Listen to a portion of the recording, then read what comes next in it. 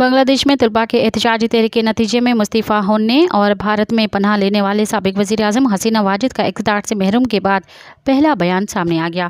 بھارتی میڈیا کے مطابق شیخ حسینہ واجد نے امریکہ کو اپنے 15 سالہ اقتدار کے خاتمے کا ذمہ دار ٹھہراتے ہوئے کہا ہے کہ ایئر بیس قائم کرنے کے لیے سینٹ مارٹن جزیرہ امریکہ کو نہ دینا میرا جرم بنا دیا گیا۔ اگر میں استعفیٰ نہ دیتی تو مجھے لاشوں کا جلوس دیکھنا پڑتا۔ وہ لاشوں پر اقتدار حاصل کرنا چاہتے تھے لیکن میں نے ان کی اجازت نہیں دی۔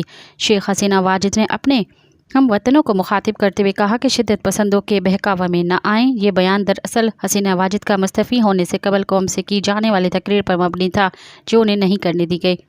تاہم اب بھارت میں شیخ حسینہ واجد نے کچھ لوگوں سے اپنی اس نہ ہونے والی تقریر کی مندرجات پر گفتگو کر کے اور NDTV نے تحریری تقریر کو مندرجات اپنی رپورٹ میں شائع کر دیے جو درج ذیل ہیں۔ مزید خبرن ऐं तफ़सीलात लाइ विज़िट कयो असांजी वेबसाइट www.awamiNewsHD.com ऐं ॾिसंदा रहो अवामी न्यूज़ HD।